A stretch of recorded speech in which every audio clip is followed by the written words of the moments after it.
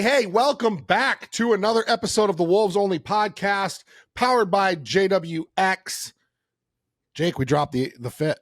We dropped the fit. I think this is a great show, and I don't know that it matters to announce that we dropped the fit. Yeah, what happened? That was a recent thing, right? Well, here's the thing, Sung. We are not only a fitness marketing company. We are not only fitness. Absolutely. And the more mindset people that come in, and the more real estate and business and life coaching and all these different types of mentors and coaches that are coming in, we're finding out that we are more than fitness. We're more than fitness. And I've been kicking this around, and I was like, well, what do we even change the name entirely? No, everybody knows this as JW something. So we just said, let's just go JWX. Justin, Wenzel, and X. I love it. It's brilliant. Yeah, I know the X. The X, it's funny because I've always been into like hardcore music, and like I've always loved, like, even though I was like a drunk and a drug addict, I used to go to shows and I loved the straight edge guys. I just loved them. And then when I got sober, even though straight edge is like, it should be like you've always been straight edge, like Steve. But to me, I was like, I'm just going to embrace the straight edge thing. I just love it. I think it's really cool. Like Sung, you may not know this, but back in the day, straight edge guys were badass. Like they would come to shows and they'd be like all like black hoodies with their hoods up, X's on their hands. They were tough dudes. Like they would come into like the shows and they would fuck people up. They were like really sharp, usually in really good shape. Like it was like they all like matched, and they were just like tough, and they were really clean looking. And I always loved that when like the FSU and Courage Crew guys would walk in, I'd be like, damn, these guys you don't want to mess with. So I always loved that look. My first hardcore show was at Showcase Theater. It was Strife, Earth Crisis, and Integrity, and exactly what you were talking about. The X's, the hoodies, man. The next day, I put that Sharpie on. I was drug-free for a couple years, like in my high school days, but that changed the game for music because I was that punk rock kid. I saw those hardcore bands, and I was like, what the fuck is this? It blew my mind. The backpacks, the fucking kicking. It was just the scene. I was all about it. So I know exactly. My AOL chat name had X's in it, dude. The energy was badass. So Steve used the X as a placeholder just because he knew I liked that look. And so it was like there was, instead of a space, it was the X. And I was like, well, it's got to symbolize something. What does the X symbolize? And I think the X, and this is my vision of what the X is. The X is about how we became successful. And the X does not represent what we did to become successful. The X represents what we don't do to become successful. We don't lie. We don't mislead. We don't do mind-altering substances. We don't cheat people out. We don't fall for instant gratification. We don't do those things. The X represents what we don't do. And I thought that was it. X, JWX. Absolutely. So, I love that. That's how we started this show today. That's how we started this fucking show today with that. So now JWFIT is just JWX, and we are stoked. We are not just a fitness community. We are a community of all types of mentors and coaches. Anything goes. You got a story to tell, you come into JWX. It sounds good too, doesn't it? I like that, dude. Oh, it just rolls. Good. It looks good too. It looks good. You guys should start wearing suits like Men in Black. You know what I mean? Men in Black suits. Yeah. I like that. With the fucking some Reservoir Dog shit. Yeah, absolutely. Yeah, yes. So switch it up, guys. This is a really special show. You know what? You came to JW back when it was JWFIT. You came to JWFIT and you have been awesome. awesome to work with. Your success is unparalleled in our program. You know, maybe you haven't been the highest performing, but in my eyes, where you came from in this with really nothing in the online coaching space at all, no understanding of it, nothing, and now you are well, let's just face it, you're doing big numbers, big numbers, and you are fulfilling the promises. You're showing up, and you show up to every single call. You do everything that we say, and it's working really well for you. But I don't want to toot our horn or your horn. I want to learn more about you. And for those who don't know, Sung is they call you a CEO, owner. How does that work? I'm an owner. Yeah. You're an owner. Mm-hmm. The owner of Love Korean Barbecue, correct? Yes, in New York. In New York. Mm-hmm. And not anywhere in New York. It is in Manhattan. In Midtown, in the heart of the city. In Midtown. And it's the largest Korean barbecue in New York. Well, I wouldn't say the largest, but it's definitely the best. It's definitely the best. You were telling me about it, and it's 3 stories high. Yes, 3 levels. You know, we have each level's a different vibe. The downstairs is more like it's called a pocha in Korean. It's more like a loungy, like I wouldn't say it's more darker, it's more romantic. First level is more for families, and then the upstairs is usually when VIPs come, we give them the entire floor, and they have the whole floor to themselves. I love it. And I can't wait to go out to New York and hang out with you and go eat at Love. You got a crazy story, and in a way, you are almost like the Korean me. We have so much in common. Absolutely, yes.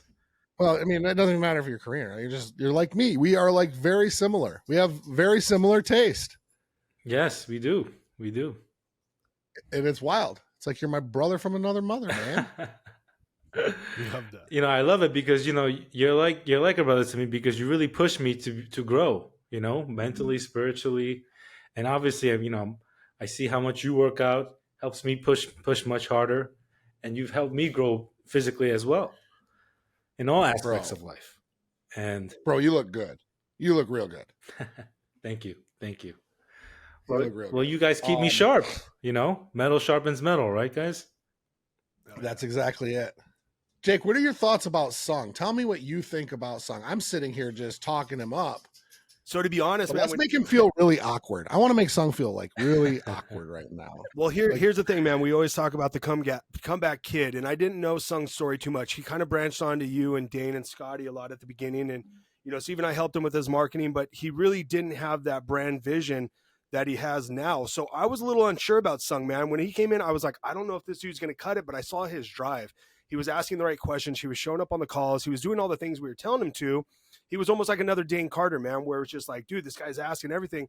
And I really didn't know what to expect of him. And he just kind of blew up. He took what we all gave him, and he just fucking ran, dude. And just like his successful business with his restaurant, I mean, the dude really he surprised the fuck out of me, to be completely honest. But I could tell because he had that lion heart and that willingness to just give it all he had. And he's a prime example of what exactly you're supposed to do in this industry. And he's a fucking protege and a half of what we preach about here at JWFIT. Appreciate it. He said lion heart.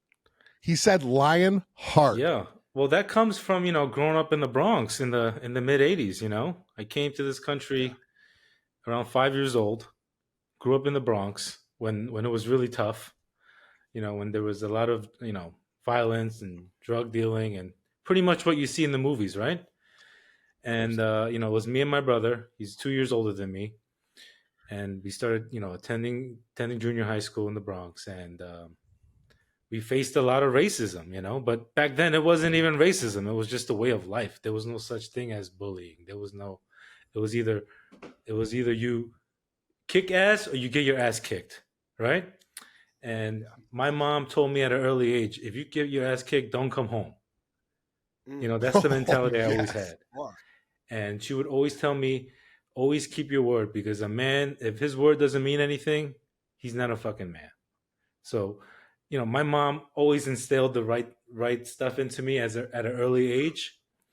So I've always, lived by those rules. And I love that.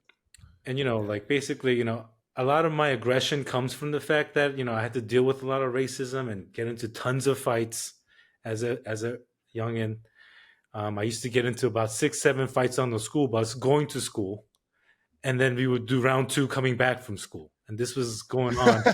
This is going on for a couple of years, but Oh my yeah. gosh. But in Korea, you learn how to do Taekwondo before you even go to school. So I was already a blue belt coming to this country. I was just going to ask you if you had any professional Yeah. like kind of training. Well, I mean, in Korea, everyone takes Taekwondo. It's just a way of life. So I knew how to Right. throw a good punch. I knew how to kick. I wasn't scared to fight. So when I came to this country, me and my brother it was just like a mini UFC in the bus every fucking morning, and we would just fight for our lives because it was like the whole bus against us. Ching Chang Makahaya this, Ching Chang Makahaya that. And we would just be wailing at people, kicking, pulling hair, just fighting for our lives, right? Yeah. So, that really made me very tough as an individual. And I think a lot of I thank my childhood, because when you grow up real soft and very hampered, you become a pussy. And that's what I see these days. All these guys that live these comfortable lives, you know what I mean? They all lean into their vices. They're all fucking big potheads. They're all popping pills. They're all alcoholics. They're all out of shape. Right.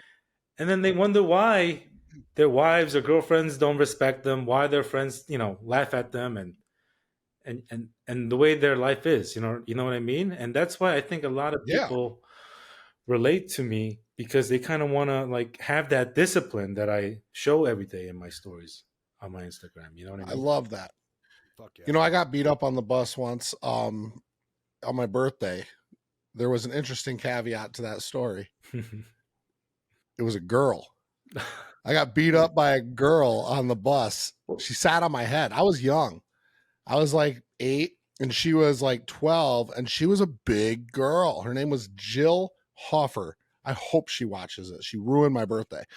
She she was a neighbor, and we had beef, and she came back. I was in the back of the bus with my homies, and she caught me off guard, cold clocked me right in the head, and then jumped into my seat and like pinned me down. And I was like, I didn't have a chance to like really get back. I probably, I've always been taught to not hit a girl, but this was a linebacker, bro. This was like this chick.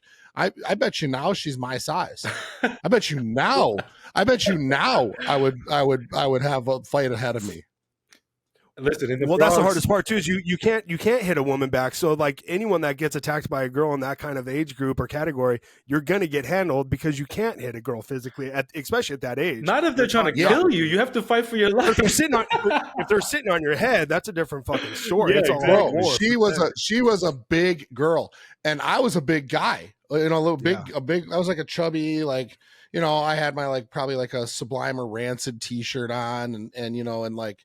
Or maybe, it was probably Rancid back then. And but what happened was, as she got me, I was like looking back in the back of the bus, like over the seat like this, and boom, cold clocked me. I went, my head. And then she like grabbed my back. My backpack was still on. I was one of the kids that would like come in with the backpack on and sit down. So she like twisted my backpack. It's the backpack's fault. Had I not had the backpack on, I probably could have been able to swing back around and bam, but it didn't work out that way. Mhm. It was the backpack tangled me up, and it was like I didn't have a good shot to hook, but I don't know that I would have actually connected because it's a girl, and like you hit a girl. I mean, I don't know. You would hit can you hit a girl if she's a behemoth? I mean, whatever. I'm probably going to catch a lawsuit if she ever watches this. She probably is not, but Oh my God. I don't know. Yeah, that was it. So I relate to you, Sung, in a way. Not quite, you probably were fighting guys. Yeah. But yeah. But it's ironic because by the time I was in the 4th grade, I was like the champ. So every year, Oh shit. when the new delinquents would come from other schools because they got kicked out, I would have to fight them. It's like, oh, you think you're the badass? Oh, you have to fight Sung because Sung's the champ. So it was crazy at one point. You know what I mean? But Wow. honestly, I look back on it, and it made me into who I am today. You know, a fucking tough motherfucker that just won't back down from anybody. You know what I mean? Obviously, if someone pulls a gun on me, I'm gonna back down. But Fair enough. Yeah, if it's a they're getting one-on-one, your you know, they're I'm just, getting your it doesn't they're matter how getting your big. Rolex Yeah. GMT, right? What is it? I said they're getting your Rolex. They're getting Oh yeah, your, yeah. they're getting Well, your yeah. I'm smart. I'm not. I don't leave myself like exposed like that. You know what I'm saying? I don't really go out like that. And if I do, I make sure I'm around some people Well, that can here's back the me thing up. to understand. My wife is always like, when we're in Mexico, she's like, "Are you gonna?" She's like, "Are you gonna wear your watch?" I'm like, "Fuck yeah, I'm wearing my watch." You know, she's like, "Well, we're gonna," you know, even when we were in like we were in Rosarito in Tijuana, like, and she's like, "You gonna wear a watch like down here?" I'm like, "Yeah." I'm like, "Babe, you got to realize, wolves prey on sheep, right? You go to Cancun, the kid that's getting their Breitling, their Rolex stolen, is the fucking frat boy passed out in the bushes. Yep. It's not the 6'5" jacked tatted dude that's clear headed and like obviously bigger than any Mexican in Mexico. They're not coming after guys like me. Exactly. They're gonna take the low hanging fruit. They're not coming after guys who like you, who are jacked and ripped and like straight and you know, focused. They're just not gonna do it. Exactly. You're right about that. You know, Yeah. so yeah, I do. I wear my watches in the, you know, I'll wear them in LA, you know, I'll whatever. Like, I don't get nervous about that shit. I'm not gonna live in Yeah, fear. but also, you know, you're not going into the hood, right? You're not going into the ghetto. No, Yeah, no. exactly. I got to be able to tell the time somehow. Yeah. Well, that's why I'm you have your kidding. phone. No, I'm kidding. I've not once looked at my watch to tell the time. Or what do those Bradleys say? A Rolex is not to Show tell people what time tell it is. me what time it Absolutely. is. So you what time Yeah, it is. it's to tell you what time it is. Absolutely. Anyways, so okay, so you're fighting a lot. You're Taekwondo blue belt. Did you continue with Taekwondo, or what happened there?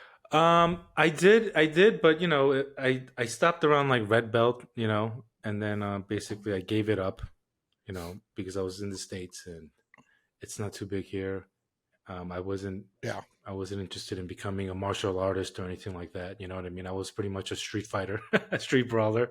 So, Yeah. you know what I mean? And then, you know, I come from humble beginnings. A lot of people think like I come from money, but you know, my parents were pretty much immigrants when they came here, and my mom had to just find any kind of work she can find, which was she was working for a fish market, frying fish and selling fish. You know what I mean? But my mom was like a very hardworking person. She would always wake up 4 o'clock in the morning, go to the gym, go swim, and then she would go to work. You know, and I grew up always seeing that. That was like a normal thing to me. My father was an extremely hard worker. He sacrificed his life pretty much for the benefit of his kids and his family, and I always saw that growing up. You know what I mean? Although he didn't go to the gym or anything like that, you know, he always woke up early, drove my mom to work, picked her up, was always around for the family. He always filled in the blanks because he did the most he could do, right? I mean, he was working for my uncle's dry cleaning factory as a delivery guy. He was delivering all the clothes to all the shops because back then all the dry cleaners would send away the stuff to the factory, which my uncle owned, and that's how we came to this country. He sponsored us, my uncle. So that's how we Okay. ended up here. And my dad was an architect in Korea, but he gave all that up so that we can grow up in the States and have more opportunity. You know, so I really So what with being an architect, like I understand people who were like doctors in their like at home, and then they come to the States and like things don't add up or things don't work out or transfer over. But you would think if you were an architect in Korea, you could be an architect in the States. Is that not a thing? yeah, but you know, my dad just, you know, the language barrier, you know what I mean? And back then it wasn't like what it is now. It was less opportunity. So he just Okay. got to work right away because obviously he needed to provide. And Was he passionate about architecture? Because the Oh, other yeah. thing I would think is that you take an architect and you put him in New York City, like you would be like, Yeah, that's like a dream for an yeah, architect. but you know what? Wouldn't you think? He was working for my uncle, so I guess he found some purpose in that, and eventually he moved up the ranks and he became a partner. So he did okay. Yeah. Okay. But yeah, I mean, even to I met this. your dad. Oh, Oh that's yeah, right. that's right. Yes, yes. I was on You that did. conversation as well. Yeah, Heck yeah. And it's funny because growing up, my dad doesn't look like your typical Korean. So like we would like go to like a pool somewhere, and then the people in the front, like a Spanish lady, would talk to my dad in Spanish because they I thought he remember was you saying Hispanic that. That's because he so has That's like, funny. funny. Yeah. you know what I mean? And it's funny, pretty much, and because some people say I don't look Korean, and I guess I get it from my dad. Interesting. Interesting. Yeah.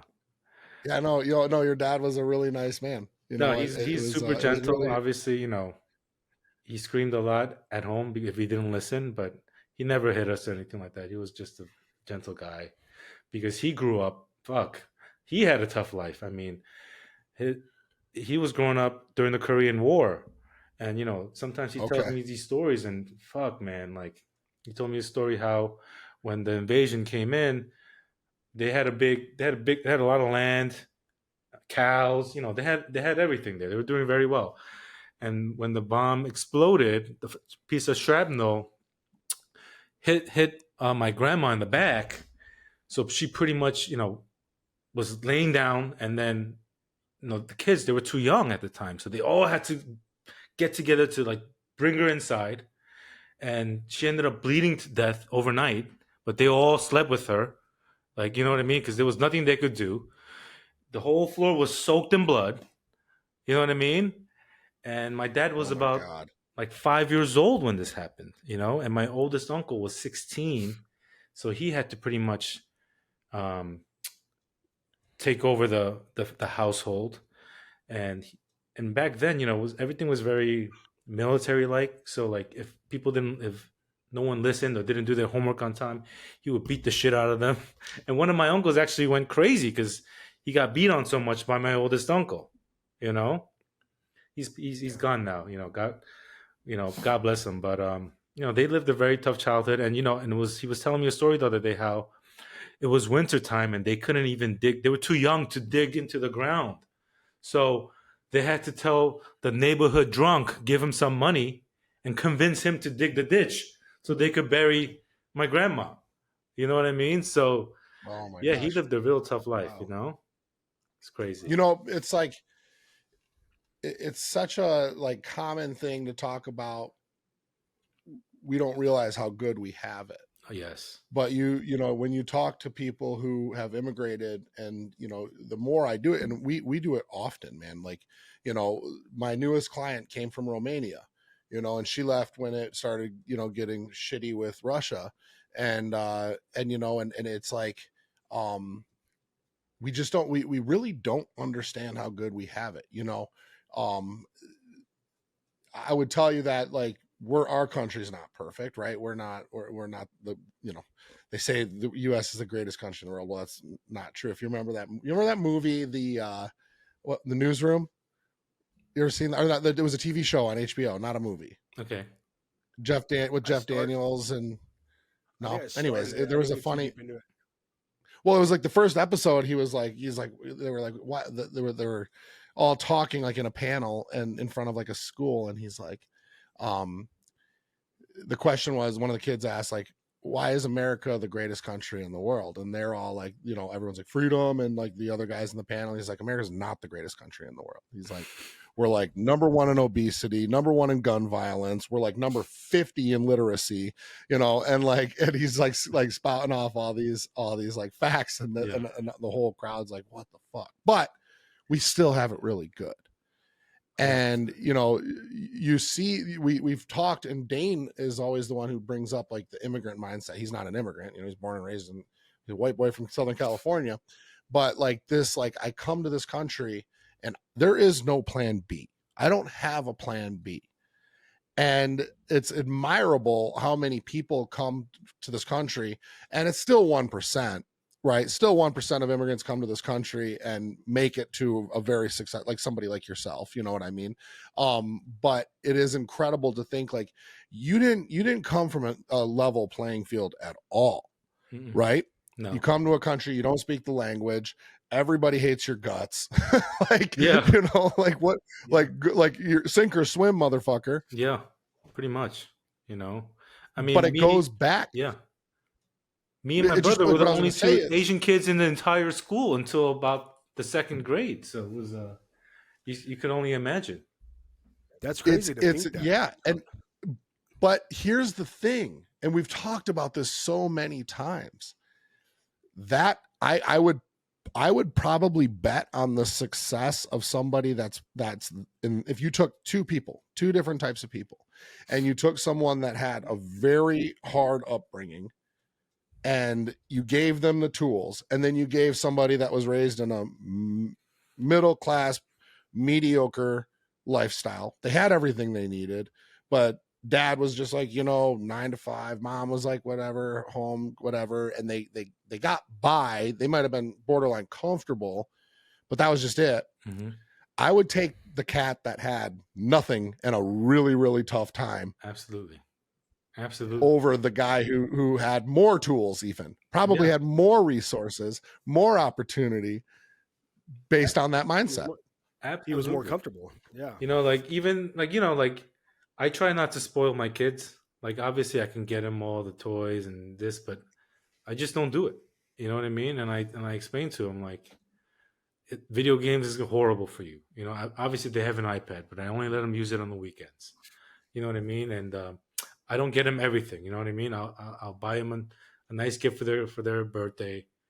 I'll buy them something for Christmas, but I just try not to spoil them, because kids these days, they get so spoiled and so soft. You know what I mean? Like I already see it happening. Like my son, I know he has the same blood as me, so he's a fighter, but he gets bullied in school. He gets bullied in school, and I'm like, bro, what's going on? You know what I'm saying? Like, you have to fight back.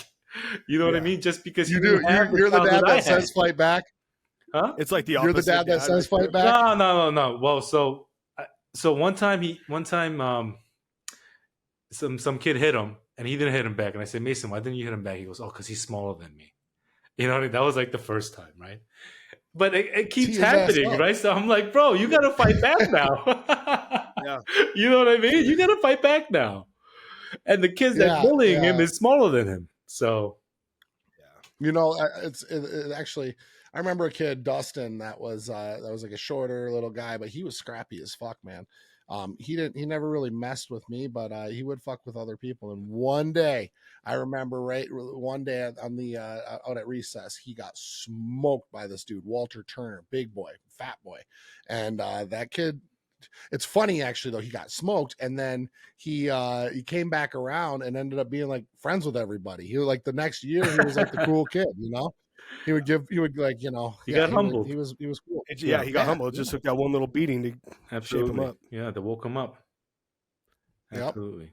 Interesting. Yeah. Yeah. So what were you gonna say? Well, I was just gonna say, it's funny, like the bullying and like, what do you tell? Like my dad would always say, like, yeah, hit him back, just don't get caught.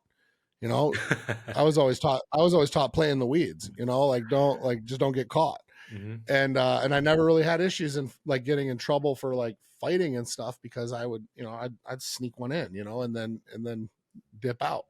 And if you told, you're a loser. So, snitches get stitches. My dad was always that guy. I was like, yeah, if someone's fucking with you, hit him, get rid of him. But yeah, that's the right advice. My son is cool. I really love that. Like Max is like, he's the cool kid. Like everybody likes him. He's like, and he is spoiled. I get him whatever he wants. He's but I don't know. I was missing a lot of his life in my addiction and stuff. Like I don't pretend to be like a super dad. You guys are great dads. I'm a good dad, like, but I'm just not like, I never pretend to be like some super dad. You know what I mean? And so when I have my time with him, I like to, like, I'm not a Disneyland dad, but I do like to, like, I do like to give him what he wants. Listen, we all have our strengths and weaknesses, you know what I mean? But at the end of the day, we have to be there for them. That's it, you know? And be a good role model. And that's why we try to be our best, right? What you preach. 100%. 100%. I've Mhm. just been like on this like over disclosure lately where like it's like everything is on the surface. I like the fact that I can be like Eminem in 8 Mile where like he like just undresses himself on stage and then he's like, say something about me, bitch. Yeah. No, that's So I've been the guy that's how I've been. It's but just that's one thing I let it out, learned. like whatever. Learn from you. You know, vulnerability is power. You know, it gives you the superhuman strength when you just put it out there and you show how weak you were, but you just overcame it and became this 2.0 version. People get really inspired by that. You know what I mean? Right. Because like Right. I think about how I used to be when I used to smoke a lot of pot, womanize like crazy, just go out and party, pop ecstasy all night, and mac to fucking 6 girls, and think I was the fucking man. But at the end of the day, when the ecstasy wears down and you're home by yourself feeling like shit, you just left feeling empty, right? Empty. And it's so fucking phony, the people that you meet when you're doing this kind of nonsense. You know what I mean? And people don't Dude, the realize till it's low goddamn too always late. You know, till they go flat broke. it's true. The low always surpasses the high. Yes. Yes. But sometimes you Especially gotta go ecstasy. through it though. You know what I mean? You gotta go through it to wake the fuck up. You gotta like they Oh mentioned yeah. that hero's journey. You gotta just go through it and just learn what's wrong with you and then fix it so you could become your best. Right? 100%. And I always we agree. talk about that all the time too, is like the beauty in rock bottom. And everybody's rock bottom is different, but the beauty in it. Yeah. Like, you know, it's so funny because people that like constantly live in this victim world, they constantly are less than what they could be. Everyone's out to get them. Yeah. You know, they pass up opportunities. They're scared. You know what I mean? The people, the guys that you're talking about, that their girls don't respect them, their wives don't respect them, their kids don't respect them. They don't even respect themselves. Exactly. It's like, give that guy a little dose of rock bottom. Let's see how it really feels, because these guys sustain. They sustain. Yes. Right? That's it. They just sustain in their own shit. Yep. And they're like cockroaches, right? They're like mediocre cockroaches that just live through it. Give them a little shot of rock bottom. You know what I mean? Like really just give them some rock bottom. Let them sleep under a bridge. Let them sit in jail for 4 days. Yeah. You know what I mean? Exactly. And then let's see how that snaps them back. You know what I mean? Well, it is. It's funny you say rock bottom because same playing the victim and same off your song. It's like when I came into JWFIT, it was like I wouldn't say rock bottom. I was rebuilding myself at that time, but I couldn't play the victim with these group of dudes because once I started talking, I'm like, holy shit, I think they partied harder than me. Yeah. Holy shit, they've been in bands. Holy shit, they fucking failed before. I'm like, fuck, I'm no longer the victim. Now I don't look like the asshole trying to make these guys feel bad for me, although I was a pile of shit at my lowest. But I'm like, here's a group of 6 dudes or 5 dudes at that time that have all fucking had it as bad, if not worse than me. So I couldn't be the victim anymore. I'm like, shit, nothing I say fucking matters because these guys are exactly what I need to be because they pulled themselves out of the gutter. So I thought that was fucking very interesting, man. No, you know, when I had the first 5-on-1, when I had the call with you guys, you know, when you guys were like asking, you know, looking through my Instagram and everything, I didn't want to tell you my story. But then after like talking to you guys, I was like, fuck, you know, I just like automatically opened up, anymore. You know? Yeah. Because like, you know, I'm really big on energy and like connection. And you guys were fucking real genuine people because I was like checking out other coaches and not going to get into names, but you know, there's some big ones out there and I was looking at all of them. And then like one day I was at a birthday party with my son and I was just sitting on the side on Instagram because I started Instagram really to help people, right? To really show my journey and to motivate people. And I was getting a lot of love from my circle. People were getting motivated. So I started really getting more involved in Instagram, even though I didn't really know what the hell I was doing. I was just posting videos of my daily workouts and putting up music that I liked and just shit like that. People would vibe to me, right? They would connect with me. And then one day I saw this ad and the message that came across just hit me right in the heart. Like it said, hey, you gym rat, are you in the fucking gym every fucking day for a few likes? You know what I mean? And I was like, fuck, that's me. So I was like, let me see what these guys are about. Not even thinking I was gonna sign up, but because your message hit me right in the heart, I just had to see what's up. And then boom, right away, I guess the timing was the stars were aligned. Kyle hit me back, like literally, like right away, and he was like, "We're gonna get on a call with you in a couple days." And I actually had a few calls set up, and one of the calls didn't go through, and I texted Justin by mistake. I said, "Where's the Zoom link?" Thinking I was texting the other guy, and then Justin hit me with the fucking picture message and say, "Bro, we're gonna get on a call in 1 hour. Be ready." And boom, that's what happened right there. So it was like fucking destiny, bro. Honestly, it was like destiny. You know what I mean? I remember that. That is Yeah. so awesome. It's crazy to think how long have you been in now with us, Sung? Well, we linked up. I think we linked up in like October, and then I was just like absorbing everything for about a month, and then December is when after I had a talk with Justin. Justin was like, "Bro, just forget about the ads. Just sign up your homies." That's how I started. You know what I mean? Yeah. And I took that advice and I fucking ran with it. And a couple guys in the beginning, I pitched them, and they weren't going for it because I was still kind of new to it. You know what I mean? I mean, they know I know how to work out, but the coaching and stuff, they're kind of new to it, so they didn't do it. But it's ironic because the first kid I pitched recently signed up, and I had to sign him up for my original price, which was much lower than what I'm charging now. You know what I mean? But I honored it. And one thing I love is he's always hitting me up. He's like, "Can I eat this?" Like, just so involved. And I love that because it shows me he really wants it. As opposed to one of my other clients who's paid me in full, paid me a lot more, and he ghosted me. And I'm like, I'm chasing him now. You're gonna get that, bro. Like, what's going on, brother? I see he's active on Instagram. I'm texting him. He's not replying. You know what I mean? Like, so I'm like, I don't want to say to him, "Hey, bro, you paid me already. I really don't care if you don't fucking do it, but I really want to see you do it because I don't want you to hate me later." You know what I mean? But you can't. Sometimes, like that's why I'm always like, charge a lot because you're gonna get better people. Charge a lot because the more investment that the person you're doing them a favor. Right. Absolutely. By charging more, you're doing them a favor. Absolutely. The higher level of the investment, the more likely that they're going to have to be successful. It's the same with us. Yeah. It's the same when people come into JWX, they like you were like, you got in and then you were like, I just want to pay off my bill. And you paid all in. And then you were like, okay, now my back's against the wall. I just spent a lot of money with Justin. I am going to do this. It's the same thing. And the funny thing is that even to some people that are so caught in their vices, so caught in their bullshit, even when they part with a lot of money, it's still not enough for them to do it.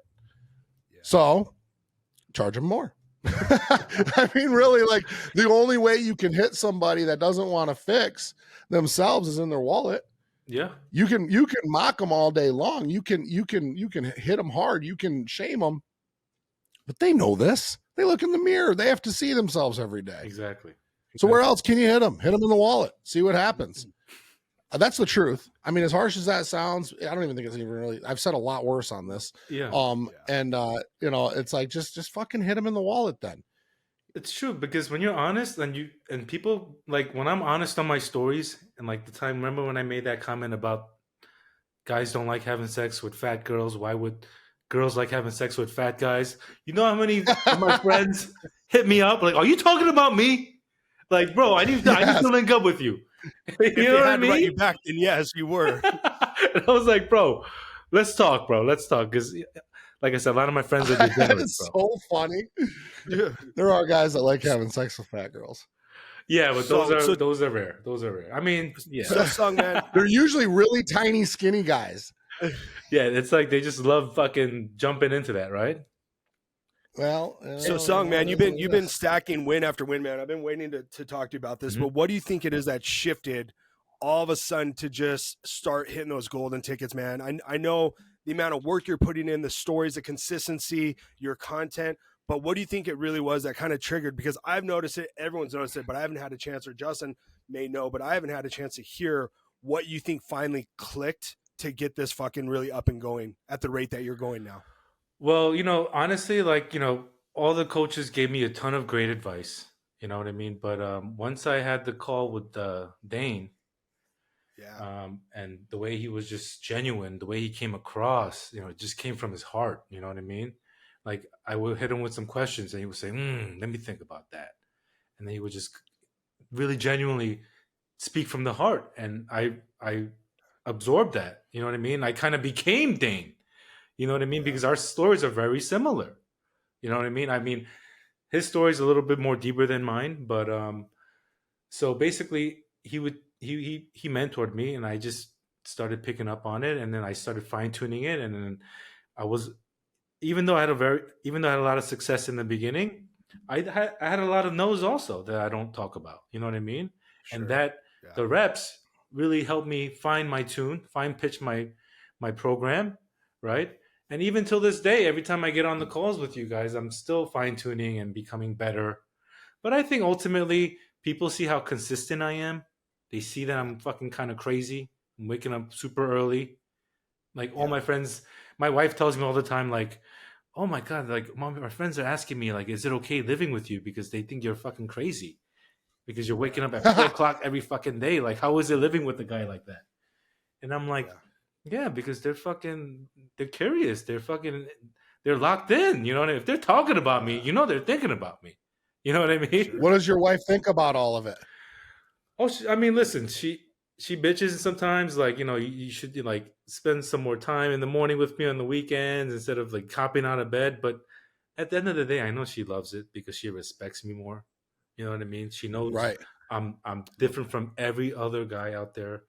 And, she always tells me, like, whenever we go out to, like, a gala, or we go out to the gallery, because she has a gallery, she's like, "Honey, you're that one guy.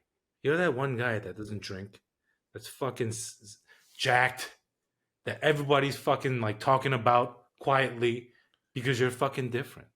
You know what I mean? Yep. And one thing is, it's like, you're Hermes, you're not Target. You know what I'm saying? You're hard to get. Yeah. You know what I'm saying? So, Yep. of course, every girl wants a Hermes, right? They don't want to bag from fucking Target. They want that Hermes, Well, that's right? just it. And this is what's awesome, is because I'm sure guys like you, guys like me, we have a lot of people with money in our circle. Yes, right? absolutely. And it's one thing to be rich, and we've talked about this a lot also, but, like, it's one thing to be rich, but to be rich and have shit you can't buy is a totally different story, right? Like, Song, you're rich, and now you're coaching, and you're getting rich from coaching. So, like, it's like, I mean, but you have this other part of you. You have this mindset. You have this, like, you have the body. I guarantee you're and I'm just going to say it straight up. You're a better father than the rest of those guys. Guarantee you are. Absolutely. Because you cannot be the best father and not be happy with yourself. You have to be 100% happy with yourself in order for you to be the best father. There's no one that can tell me any different, that if you don't love the person you see in the mirror, you cannot give the love to somebody else at that level. Absolutely. You just can't. Absolutely. So I want to actually, but it wasn't always this way with you. And you had hinted into it a little bit, but I want to pry deep. And I know I'm not allowed to talk too much, but I'm going to try. I'm going to try really fucking hard to get some shit out of you. Okay. You have a life of history of criminal activity, just like a lot of us. Yeah, that was my past. Yeah, absolutely. I mean, so, I always grew up, as a good kid, pretty much, and then dated a lot of crazy girls. I was with a crazy Gemini for almost 10 years, and she pretty much got me started as far as a bad breakup. And during that bad breakup, I was managing a health food store, and one of the guys that was working there, he was like the guy that was selling pot to all the employees, right? And I was the manager. Nice. Right? So, like, at night, I'd be there counting them cash, and he would be sweeping the office. And one common bond that we had was we had two crazy. He had a crazy baby mama that was driving him crazy. She was a. I'm not gonna say the word, but she was fucking around, all that nonsense, driving him crazy. They just had a kid. The baby was like 6 months old. And I had just gone through a serious breakup and I was feeling like shit. And I was 18 at the time, right? So we had that common bond. And then, he was like really good with me. He was like, bro, let's smoke some weed after work. You know what I mean? It'll make you feel better, right? So one day fucking we after work we smoked some weed. And we were just talking about life in general, and we really connected, and we became good friends. And then one day he came up to me, was like, "I have this good connect, but I don't have money. You know what I mean? Let's see if we can work together." So I was like, "Fuck, man!" I was like, saving the money that I was making. So I said, "All right." So we started off with two ounces, okay, and there were $350 each. So it was a $700 investment, right? We bought these 2 ounces. I gave it to Willie. Willie bagged it up into 20s, right? A gram each, sold it. We made our money back. And then we just kept reinvesting into the pot. And 2 ounces turned into a quarter turned into a pound. And you know how that goes. Oh, and yeah. Then, yeah. Yep. So we that's started the New York style too. That the dubs, like that's they call it, right? Dubs. And then we were doing 3 for 50. Yep. I want a dub of haze, and then you're gonna smoke it through a vanilla Dutch. Haze you're getting a Dutch master. And then it became purple haze, was like when the shit really blew up. Yeah. You know what I mean? Piff. They call it piff. Piff, exactly. In New York. And we were getting it from uptown. I lived in Long Island, and that was the thing. We get a dub of haze, and we grab a vanilla Dutch master. Yes. And that was it. And then after you get done smoking it, you smoke a Newport. And that's the only cigarette in New York, I'm pretty sure. I'm pretty sure that's the only cigarette in Newport in New York. Newport and the Heineken. Yeah, there it is. You know what I'm saying? Yeah, absolutely. And So you start building a little empire out of the weed game. Yeah, I mean, back then you can make a ton of money selling weed, hustling. You know what I mean? And we were doing that for a while. Obviously, I wasn't getting my hands dirty. I was always like the guy behind the scenes, but we always worked as a team, and the run was pretty good. It was almost for like 10 years. So I got to stack a lot of cash. My friend Willie was a little street guy, so he was like getting drunk and smacking people around and all that nonsense. So he got caught up and he did some time. And but luckily for him was because it was a nonviolent crime. He qualified for the shock program, which is like boot camp training. They kind of discipline you, they detox you. You get up early in the morning, you go for 6-mile runs, shit like that. And he got out after like 6 months. You know what I mean? But I remember when he got arrested, I was just so upset because I kept telling him before, like, bro, you got to slow down. You got to stop being so like street life. You got to be more of a businessman. You know what I mean? And then he wasn't listening to me. And he ended up, getting arrested. And I was so mad at him. I was like, bro, I'm not gonna support you. I'm not gonna but when he went in, obviously I'm a good guy. So, I always sent him money, made sure he was good. He was taking care of his father's rent and all that. So I started doing that out of the goodness of my heart, because his father would come to me and say, oh, Willie needs shoes. Willie needs this. I would just give him more than he needed. And I was helping his dad on the side because I was in charge of the whole business now once he went in. So I was making a lot more money.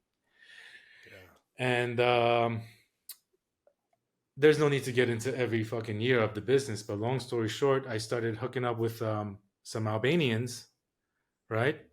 And they were bringing the shit in from Canada, bringing a lot of, bringing it all in, pretty much the plug, right? And one of the kids was a year younger than me in my junior high school. So I kind of knew him already. So there was like a trust thing there. So he pretty much put me on. And that's when I really blew up, right? So I did that for a while. But when the shit got really hot, because these guys were like international, right? Because they were bringing it in from Canada through the Indian reservations and all that crazy shit. It was a movie. They were being watched for a while by the Alphabet Boys. And pretty much when there was time to come and get everyone, they came for everyone. but I was always a little behind the scenes, so they never knew who I was. But the day that they came, that's when they saw me. So instead of just arresting me, they were following me for a while, and I saw they were following me. You know, I went up to the we had a studio in Yonkers.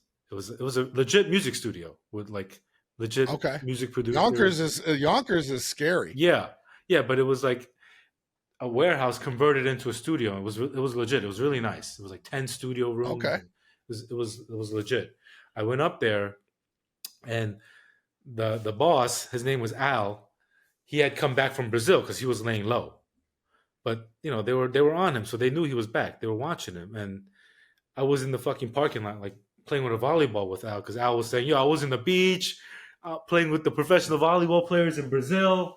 Now I'm good." You know what I mean? So we were fucking around, and they were all. This is all being watched. We go inside, and I was just over there to drop off some cash. I wasn't even gonna take any work. And then a shipment came in, and he's like, "Yo, son, take this shit. Just take it. Like, just take it because it's good work." So they one of the workers loaded up my car. Right, I think that's what kind of saved me, because I could have said I didn't know what the fuck was in my car. So while I was inside, one of the guys loaded up the car, and I get in my car, and I start driving back into the city. And as I'm driving, I just get like this spider sense, this tingling sensation. And I look back, and I see this navy blue Ford Edge with fucking limo tints. And right away, my shit just started going crazy, right? So I get on the highway, and I'm kind of maneuvering to see, and it's like a fucking tail. I see them following me, right? And I see a fucking Lincoln Town Car, which was like the private taxis back then, a Maxima, a Honda Accord, and they're all fucking like following me. So I'm like, holy shit. Like I just started like, thinking, fuck, man, I'm done, right? But I'm still trying to keep calm because I've done this so many times with no issues, right? So I get into the city. I drive all the way down into the city, and boom, there he is. He's on my ass. And now I know I'm dead, right? But I'm thinking to myself, why aren't these guys just fucking picking me up, right? And obviously they weren't, because that was the first time they saw me, and they were trying to see where the fuck I was going to see and try to fucking just smash the whole operation, right? So because I played it cool, they probably didn't think that I knew they were following me. It was all reaction. I just drove, and then one day I just drove to my friend's house who just happened to be over there. I just parked the car, and I went up to his house, and I go upstairs. I'm fucking white like a ghost. I'm drinking drank 3 glasses of water because I'm fucking just cotton mouthed. I'm just like out of breath. And I told my boy Willie, who had done the jail time and he was out. And I was like, Willie, man, I think I got fucking followed, bro. I don't know what the fuck is going on. You know what I mean? And he was like, you just smoke weed, right? You're being paranoid. And I was like, nah, dude. Nah. I'm not being paranoid, bro. This is legit. And Willie, being the fucking man he is, he's like, all right, let me go downstairs to see what's up. Right? So he goes downstairs. About 20 minutes later, he comes back and he's like, bro, you told me you saw 6 cars. I fucking saw 9 cars. He's like, motherfuckers are in the pizzeria with the walkie-talkie, fucking looking at your car. Like, they got every fucking which way fucking blocked. Like, bro, this is some serious shit. And I was like, oh, fuck, I'm fucking done. I'm done. You know what I mean? And then I had left all my burner phones and all that shit in the car, with the work, with the fucking hockey bag full of fucking pounds in the fucking trunk. You know what I mean? So, like, I was scared to go back to the car. But I had to go back to get the fucking phones, right? So fucking after about 40 minutes, I had to go back before the meter expired because I figured they could tow the car. This is just me thinking, right? So I fucking went, grabbed my bag, which had the burner phones, right? And left the work in the car, obviously. And I'm thinking they're gonna fucking yoke me up, but they didn't. They were just watching me. So I get back upstairs and this is the Nextel days. I fucking walkie-talkie my guys in the fucking Bronx. I'm like, yo, what the fuck is going on? Like, I got fucking followed. And then my guys are like, what? And then, give me a minute. So they went around looking around. They were still in Yonkers, and they're like, bro, there's nothing around here. I don't see nothing. And I'm like, yeah, because they all fucking followed me down. You know what I mean? So then, but my guys were real. They didn't leave me out to dry. They were like, yo, we're coming down. So they came down. So as I'm being watched, my guys are fucking watching them. You know what I mean? Huh. And I pretty much, I was like, I'm done. So I had called my attorney, told him the situation, and he was like, if they didn't arrest you, that means they're still watching you. That means they don't have the fucking evidence on you. So, you know, let's just see. But I don't want to talk too much on the phone. So we left it at that. And then pretty much I said, listen, my guys came, I had them go clean up my house, all that bullshit, take everything out. You know what I mean? Because I knew I was going to get back. There's no way out of this. You know what I mean? And then my guys went, after they saw what was going on outside, they went, cleaned up my house, took out all the cash, everything, all the fucking everything. You know what I mean? I don't need to get into detail, but took everything out. And then once I realized everything was somewhat clean, I was like, all right, so this is my last day of freedom. So let me just fucking just drink and fucking smoke for my last night out, and then I'll turn myself in pretty much. You know what I mean? Yeah. So I was drinking, smoking, just trying to fucking just forget about what's going on. And then like around midnight, I fell asleep. And then around midnight, I get a walkie-talkie, beep, beep, beep, beep. And it's one of my guys. And they go, bro, I just had some dinner and I'm back. And there's no one out here. They're all gone. I guess they had gone for like a break or whatever. You know what I mean? For a little, who knows? Maybe their shift had ended and they were, maybe they thought I was already passed out. They were going to come in the morning. I don't know.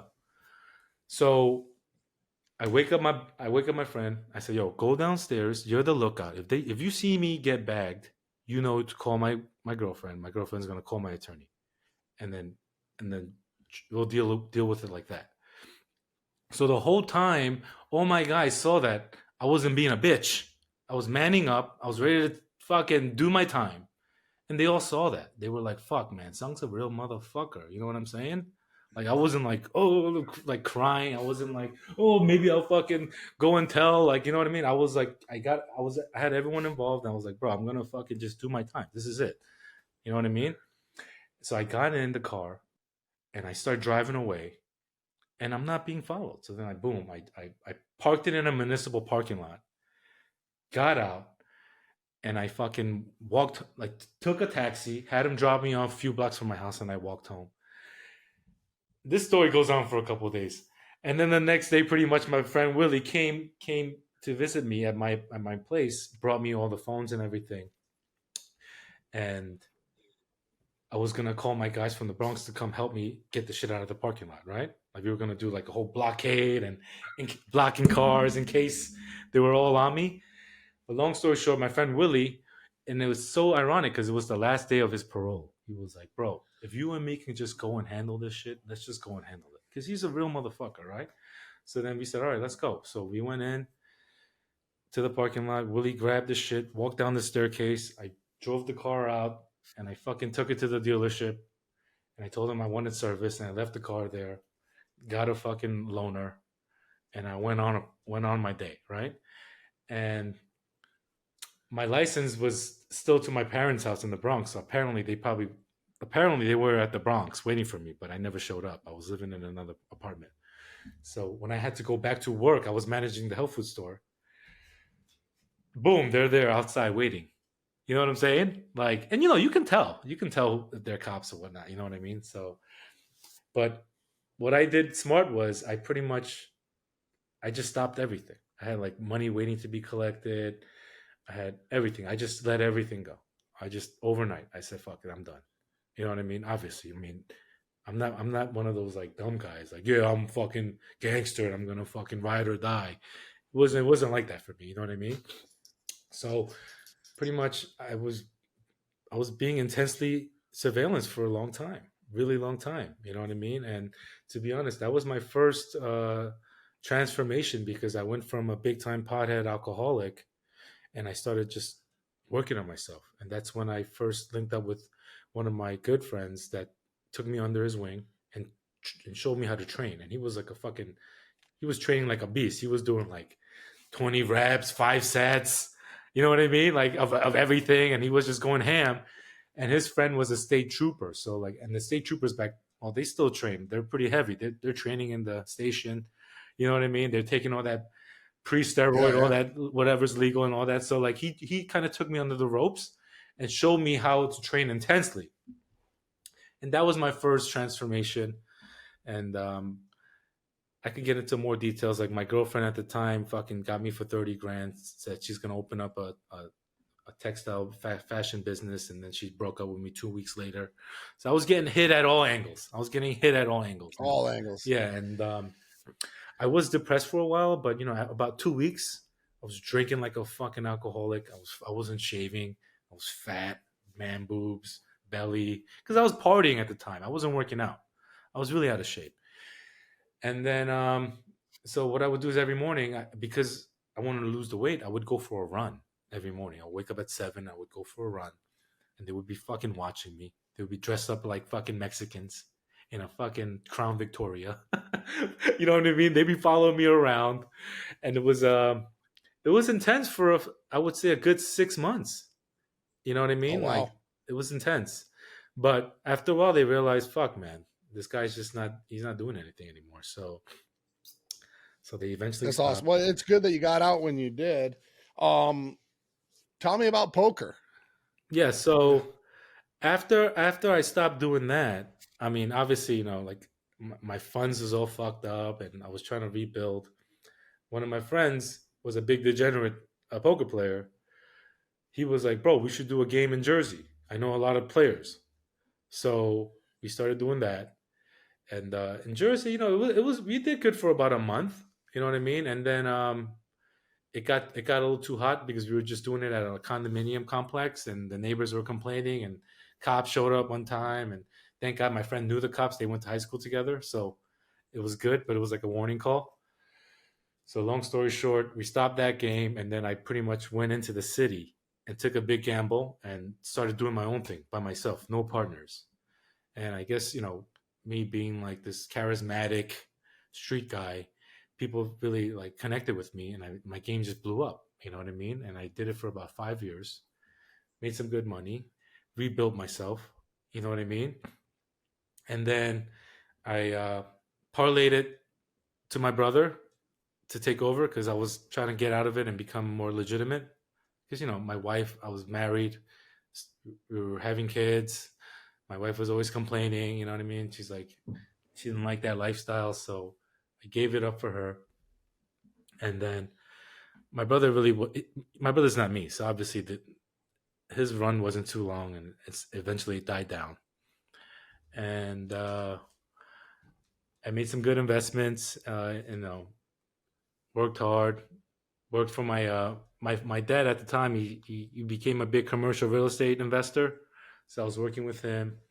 And then with some help from my family and stuff, I made some good investments, and I opened up my juice bar, which was my passion because I'm into health. I told you I was managing the health food store, so I did that for a while, and then it took off. I opened up 2 stores, and then after that, I made some good money. I sold one of the stores, and that's how I was able to invest into Love and open up Love. So it was a big gamble, but I've always gone all in whatever I do. I'm never scared to go all in, and that's just it. Yeah, you have. That's just it. But the thing is that you also know when to fold too. Absolutely. Absolutely. And it is. It's like these guys, they go all in on something, and then it something doesn't work out, something gets hot, something their life starts to fall apart in other areas, and they don't you had the game. It sounds like you really liked the game. No, right? I was good at it. You know what I mean? And I would imagine I've never ran a card game at all. I love playing cards, and I really I mean that kind of shit's really awesome. But I would imagine like if it were something like people are coming to you, you know what I mean? It's just like coaching. It's just like drug dealing. people are coming to you to get their fix. People are coming Yes. to you to get what they need. Yes. Just like owning a restaurant, people are coming to you to enjoy a night, enjoy a meal. Yeah, because enjoy you're all of providing that. an experience, a unique experience, you know, that they can't get anywhere That's else. exactly it. Exactly. That's exactly it. And it's like, now you found something to provide that is truly ultimately life changing. Yes. And you so know, that's the most rewarding thing about that's it. what gives me purpose now, because like, you know, I was involved in all this degeneracy, you know what I mean? And although I was making good money, it's like, it's not a good feeling at the end of the day when people are fucking ruining their lives, fucking gambling and losing a lot of money and having to fucking go back and deal with their lives. When, you know what I mean? It's you're part of that toxic cycle. So my conscience was eating away at me too. You know what I mean? And then as I Right. got out of it and really started working on myself, and I started really becoming real spiritual, because, you know, once you start really working on yourself, I think it's just a natural progression to become spiritual, because, you know, there's a higher being out there. The world just didn't appear. You know what I mean?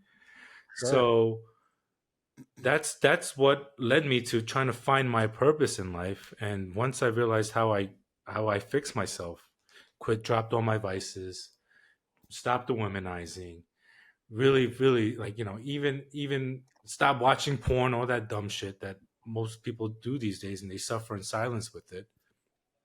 And that's why I teach my mindset, you know, because it's not just the workout, it's not just nutrition.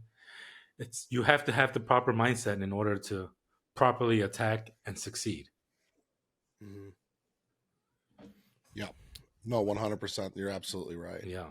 And it's like, there's someone for everyone, but like someone with your charisma, and obviously even in the degeneracy, even in all the things, people are attached to you, people like you, people want to be around you because you have that personality. You're a leader. Good or bad, you're a leader. And that's why you are finding success in this. I fucking love it. Sung, if I'm looking for you as a coach, where's the best place for me to find you? On IG. Okay. Sung Chung Mindset. Sung_Chung_ mindset. Excellent. Excellent. Oh, yeah. That's awesome, bro. I am so stoked about this show. This was a great one. I really like this, and I like everything about you, man. And I can't wait to meet you in person someday. I just think we're just gonna connect. We got to do it more, soon. and this has been. You got to bring the whole family sure. to the East Coast, and we'll fucking party out at my restaurant. Yeah. I'll leave my puppies at your house, and they Oh can, yeah, they have a few there. friends they could play with. You know, I have the All right. my hot dogs here. Lizzie probably wants to make a trip to New York anyways, and I think that's going to be a great thing. That's on Angela's bucket list as well. Oh man, I love New York City. You know, I've spent a ton of time there. You want to know what's funny? Actually, is I know exactly the blacked out escapes that you're talking about, the edges, the Ford Edges. I remember my homies there, because I'll tell you a funny story about real quick before we get off. So I used to go out to Long Island. My one of my buddies I went to college with, he his family lived in West Hampton Beach, right?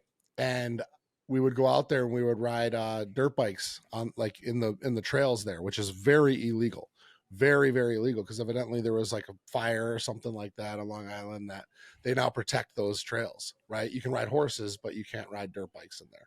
So we would go ride dirt bikes, and we, get our dub bags. I know the whole thing. You know, we'd spend like months out there at a time doing this throughout college in the summer.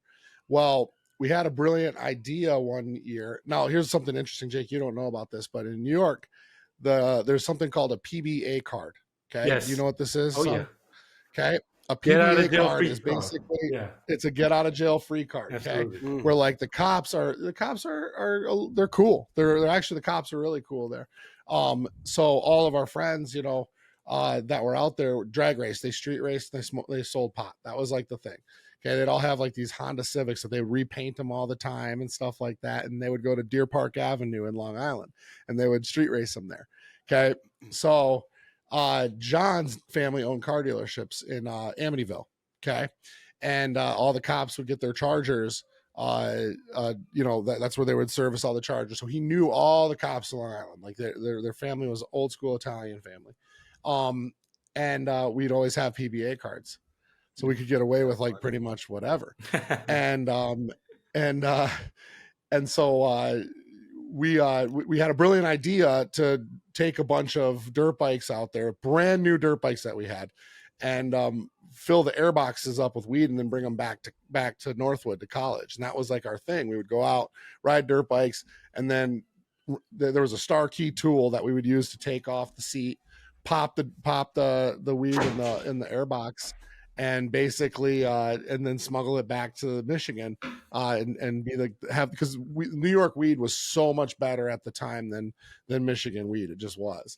So anyways, we stopped at this kid Lewis's house, and we got really high with him. We picked up like another, half a pound or whatever, and we were driving down like alongside on the service roads in the Long Island Expressway, and pulled over. My buddy Malcolm, who was with us, went back to go pull a seat off the bike, put the weed into the airbox of one of the bikes, and was wrenching it back down. And Long Island trooper pulls up behind us, shines his lights and everything, and I'm like, oh fuck, we are screwed. We're in my truck with Michigan plates, no front plate, obviously, tinted. My windows were always super tinted, which in New York you can't have tint on anything. And I'm like, and we have a trailer that doesn't even have a license plate on it. We are so asking fucked. for it.